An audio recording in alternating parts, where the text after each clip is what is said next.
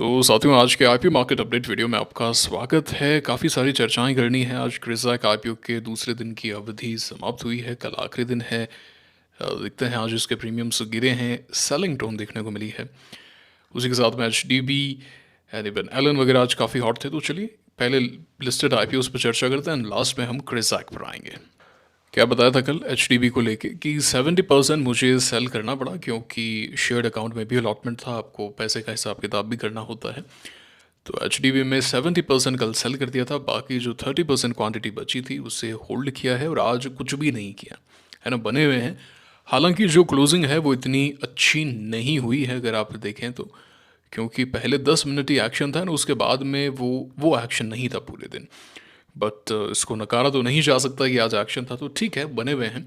अब अगर यहाँ से कोई गिरावट आ जाएगी या फिर फर्स्ट डे का क्लोजिंग या आज का लो अगर टूटता है तो फिर देख लेंगे। एंड फाइनल स्टॉप लॉस तो फर्स्ट डे का लो ही 827 ही है। तो ठीक है, देखते हैं। इसको अभी के लिए तो बना हुआ हूँ। ऊपर जाएगा तो थोड़ा ट्रेल कर लेंगे, नीचे आएगा वीकनेस आएगी, कोई ज़्यादा वीकनेस दिखेगी तो सेल कर देंगे। ठीक है, ये बात हो गई है जीडीबी को लेके। संभव मैंने कल ही सेल कर दिया था, 101 या 103 पे किया था, एग्जैक्टली याद नहीं आ रहा, बट कर दिया था कल मैंने। एंड ठीक है, तो अभी तो इसको लेके एज सच कोई व्यू नहीं। अगर आज ये थोड़ा ऊपर आता, 108-9 तक आता और यहाँ पे क्लोज होता, तो शायद मैं कहता कि कल मैं इसे 111 पे बाय करूँगा। बट फिलहाल तो कोई व्यू नहीं है। ग्लोब सिविल आप देख सकते हैं किस तरीके से आज फिर से गिरा है। तो ये होता ही है छोटे आईपीओ में, इनका कुछ पता भी नहीं है, कहीं भी लिस्ट हो जाएंगे एंड उसके बाद में लोबो सर्किट्स लगेंगे। एंड ये ठीक है, रुक रहा है ना, रुक रहा है। ओके, तो इसको लेके फ़िलहाल तो कोई एज सच व्यू नहीं है हमारे पास में। एंड एलन ज़रूर आज एक्शन में था, तो कल काफ़ी लोगों ने सेल किया था, और जो कि गलत नहीं है, क्योंकि इसका जो एक्शन आया वो आज आखिरी के समय में जाके हमें एक्शन देखने को मिला। और इसका हम देखिए एज सच कुछ कर नहीं सकते हैं गाइस, है ना। ऐसे कुछ नहीं किया जा सकता कि मैं इसे यहाँ भी ले लूँ, आप इतना माइक्रो मैनेज नहीं कर सकते। मैंने कल भी बोला था कि जो मिला है उसमें संतुष्ट रहा करो, आपको अबव एक्सपेक्टेशंस पैसा मिला है। अगर आप ऐसा सोचो कि मैं टॉप पे सेल करूँ या बॉटम पे बाय करूँ, मेरे सेल करते ही स्टॉक गिरना चाहिए, ये गलत सोच है। ऐसे ट्रेडिंग नहीं होती है, ऐसे आप पैसा नहीं बना पाओगे। ऐसे आप अगर पैसा बनाओगे भी तो हमेशा असंतुष्ट रहोगे। समझ पा रहे हो इस बात को? असंतुष्ट रहोगे तो ऐसे नहीं सोचना चाहिए। हाँ, अब इसका एक्शन काफ़ी अच्छा है, इसको हम नज़रअंदाज नहीं करेंगे, एक्शन बहुत अच्छा है। तो अगर आगे कहीं जाके पिवट बनता है या कोई आईपीओ बेस बनेगा तो हम इसे कंसिडरेशन में लेते हुए बाय अवश्य करेंगे। समझ पा रहे हैं आप बात को? ये चीज़ समझनी बहुत ज़रूरी है। ऐसा नहीं है कि हम इसे अब एकदम से नज़र से हटा दिया या फिर हम संतुष्ट हो रहे हैं। ठीक है, जो मिला वो बहुत ज़्यादा अच्छा मिला है। अब ये बाद में एक्शन आ रहा है, क्योंकि ये तो आपको नहीं पता था ना आज इस तरीके का एक्शन आ रहा है। एक समय पे तो ये पूरा नीचे आ गया था, आ ही गया था। और जिस तरीके के हालात हैं या फिर मार्केट में वोलेटिलिटी, हर कोई सोचेगा यार प्रॉफिट बुकिंग देखते हैं। वॉल्यूम भी देखिए आप, पहले दिन का ऑलमोस्ट आधा वॉल्यूम आ रहा है, जबकि ऐसा होता नहीं है। तो इतना हाई वॉल्यूम आ रहा है, इस तरीके का एक्शन है, तो ऐसी चीज़ें हो जाती है, कोई बात नहीं। ऐसे नहीं सोचना ना।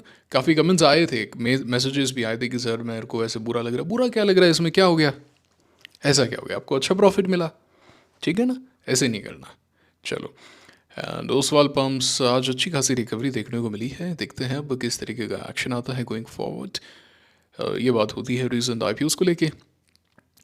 ग्लोब सिविल कल किसी ने 90 के लोगो सर्किट पे ले लिया, पता नहीं क्या सोच के लिया। मतलब क्या करते हो, ऐसी हरकतें क्यों करते हो, मेरे तो समझ के बाहर है भाई।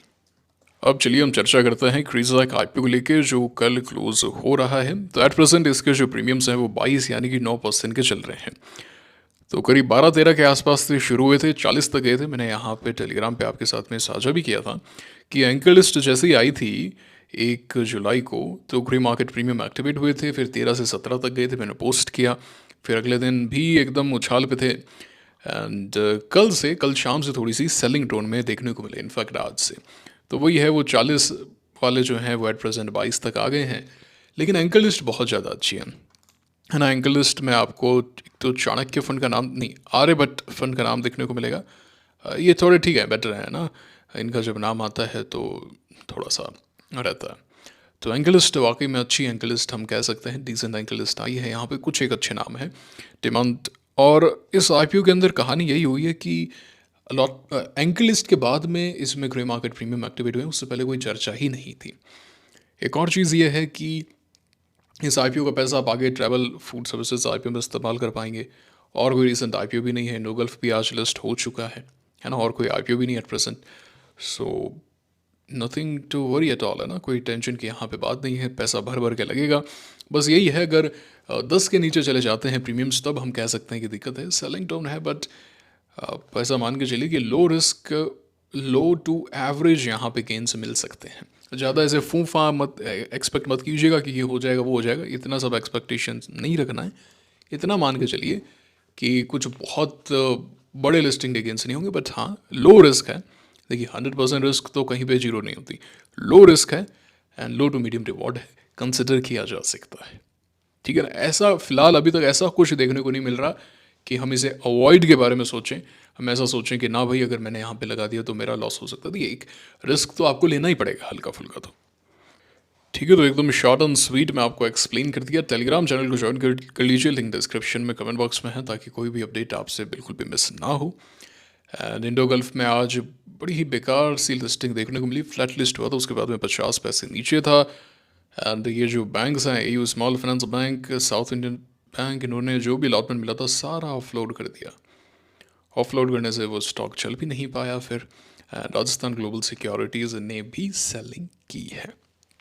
ठीक है, तो हम तो इसे कवर ही नहीं कर रहे थे, फ्लैट लिस्ट हो गया। अच्छा था, ऐसी बात नहीं है कि सुनील सिंघानिया जी का निवेश था, ऐसा नहीं कि काफ़ी ख़राब था। मैंने कहा भी था कि इसे रडार पे रख सकते हैं, बट हमने इसे फुल्ली कवर नहीं किया था। और इसको वही है छोटा आईपीओ, मैंने कहा ना, छोटे आईपीओ को, T2T वाले आईपीओ को, जो 5% के सर्किट लिमिट में होते हैं, जहाँ पे इंट्राडे अलाउड नहीं होता है, वहाँ पर कुछ भी कह पाना काफ़ी मुश्किल है। या तो बेस्ट ऑफ द बेस्ट हो तो बात अलग है, वरना कुछ भी कह पाना काफ़ी मुश्किल है। ऐसा इसलिए है कि क्योंकि छोटे आईपीओ में इस तरीके की ऑफलोडिंग आ जाती है, तो फिर डिमांड अगर नहीं आती तो प्रॉब्लम आती है, प्रॉब्लम आती है। बड़े आईपीओ के साथ खास बात यह है कि वहाँ पे काफ़ी सारे फंड्स इन्वॉल्व होते हैं, समझ पा रहे हैं इस बात को। तो इनमें अगर चला दिया तो इतना चला देंगे कि कुछ पूछो मत, और नहीं चलाया तो बड़ी दिक्कत आ जाती है, ये बात है। ठीक है, तो ठीक है, फिर हमने चर्चा कर ली है, आपको बता दिया है। आप क्या कर रहे हैं मुझे कमेंट करके बताइए, HDB वगैरह में क्या किया, एंड कुछ कहना चाहते हैं, पूछना चाहते हैं, कमेंट बॉक्स खुला है। मेक श्योर करें कि आप ज्वाइन कर रहे हैं चैनल को, क्योंकि सब्सक्रिप्शन फिगर्स, प्रीमियम्स, ये तमाम जानकारी आपको टेलीग्राम चैनल पर ही मिलेगी, लिंक डिस्क्रिप्शन में है। आई एम श्योर आपने वीडियो को लाइक किया है, चैनल को सब्सक्राइब किया है। मुलाकात होगी आपसे अगले वीडियो में। Signing off for now, thank you very much.